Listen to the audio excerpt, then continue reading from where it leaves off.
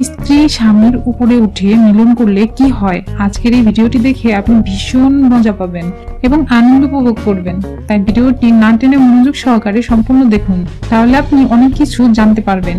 আমি যখন আমার স্বামীর সাথে মিলন করি তখন বেশিরভাগ সময় আমার স্বামীর উপরে উঠে মিলন করি। ওর উপরে উঠে মিলন না করলে আমার ভালো লাগে না। আমি যখন ওর উপরে উঠে মিলন করি তখন আমি বেশ তৃপ্তি পাই। তবে আমার স্বামী সবসময় তার উপরে উঠে মিলন করতে দেয় না। আমিও সবসময় আমার স্বামীকে লজ্জায় এটা বলতে পারি না।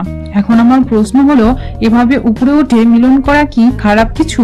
বা আমি যদি আমার স্বামীর সাথে উপর থেকে মিলন করি তাহলে কি এটা স্বাস্থ্যের জন্য ক্ষতিকর কিনা দয়া করে জানাবেন। প্রিয় দর্শক, আসুন আমরা জেনে নিই যে স্ত্রী স্বামীর উপর উঠে মিলন করলে কি হয়। বিষয়টি খুবই তথ্যবহুল এবং খুবই মজার একটি ভিডিও, তাই আবারও আপনাদের সকলকে অনুরোধ করব ভিডিওটি না টেনে সম্পূর্ণ দেখবেন। যারা ভিডিওটি সম্পূর্ণ দেখবেন তাদের জন্য ভিডিওটির মাঝে একটি সারপ্রাইজ রয়েছে। তাহলে চলুন ভিডিওটি শুরু করি। প্রিয় দর্শক, আমাদের দেশের অধিকাংশ স্বামী স্ত্রী কমন স্টাইলে মিলন করে থাকে, অর্থাৎ স্ত্রী নিচে শুয়ে থাকে আর স্বামী বেচারা উপর থেকে কাজ চালিয়ে যায়। বেশিরভাগ মানুষই এভাবেই মিলন করতে পছন্দ করে থাকে। তবে কিছু কিছু দাম্পতি রয়েছে যারা যৌন মিলনের আনন্দ বাড়ানোর জন্য একই স্টাইলে মিলন না করে বিভিন্ন স্টাইলে যৌন মিলন করে থাকে। একথা 100% সত্য যে সবসময় একভাবে যৌন মিলন না করে বিভিন্ন পজিশনে মিলন করলে কিন্তু দাম্পত্য জীবন অনেক আনন্দময় হয়ে ওঠে। কোন স্ত্রী যদি স্বামীর উপরে উঠে মিলন করেন তাহলে এতে ক্ষতির কোনো কারণ নেই, বরং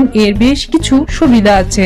যেমন আপনি যখন আপনার স্ত্রীর উপরে উঠে মিলন করবেন, যৌন মিলনের সব নিয়ন্ত্রণই আপনার উপরে থাকে। আপনার স্ত্রী যদি আপনার উপরে উঠে যৌন মিলন করে তাহলে মিলনের সব নিয়ন্ত্রণ তখন আপনার স্ত্রীর কাছে চলে যায়। তখন স্ত্রী যেভাবে খুশি সেইভাবে মিলন করতে পারে। আপনার স্ত্রী যখন আপনার উপরে উঠে গাড়ি চালাবে তখন সে ইচ্ছা মতো গাড়ির গতি নিয়ন্ত্রণ করতে পারবে।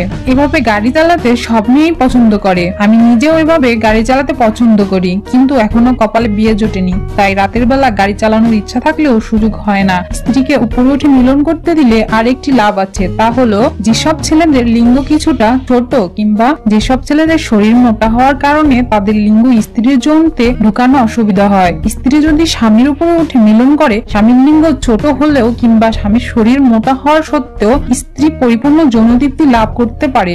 আবার যে সকল মহিলাদের সহজে বীর্যপাত হয় না বা বীর্যপাত করতে অনেক সময় লেগে যায়, তারা যদি তাদের স্বামীর উপরে উঠে মিলন করে তাহলে কিন্তু তারা খুবই দ্রুত ক্লান্ত হয়ে পড়ে এবং ক্লান্ত হওয়ার কারণে ওদের খুব দ্রুত বীর্যপাত হয়ে যায় এবং পরিপূর্ণ তৃপ্তি হয়ে যায়। প্রিয় দর্শক, যৌন মিলন কিন্তু খুবই পরিশ্রমের একটি কাজ। অনেক সময় পুরুষরা যখন উপর থেকে মিলন করে তখন তারা হাঁপিয়ে যায়, আর এভাবে হাঁপিয়ে যাওয়ার ফলে পুরুষদের দ্রুত বীর্যপাত হয়ে যায়। তাই পুরুষরা যদি একটু বুদ্ধি খাটিয়ে স্ত্রীকে উপরে উঠে মিলন করে তাহলে স্বামীদেরও দ্রুত বীর্যপাত হবে না, সাথে সাথে স্ত্রীও পরিপূর্ণ তৃপ্তি লাভ করবে। এখন বলবো সবচেয়ে গুরুত্বপূর্ণ বিষয়। আমাদের দেশে অধিকাংশ দম্পতিরা বিয়ের পর শুধুমাত্র নিজেদের ঘরেই যৌন মিলন করে থাকে। এভাবে একই স্টাইলে কিংবা একই রুমে মিলন করতে করতে সবাই বোরিং হয়ে যায়, তখন পরক্রিয়া শুরু হয়। কিন্তু আপনি যদি আপনার স্ত্রীকে বিভিন্ন জায়গায় ঘুরতে নিয়ে যান, বিভিন্ন নতুন জায়গায় স্ত্রীর সাথে মিলন করেন, তাহলে দেখবেন আপনার মাথায় পরক্রিয়া করার চিন্তা আর আসবে না। আপনি ঘোরার জন্য কক্সবাজার যেতে পারেন।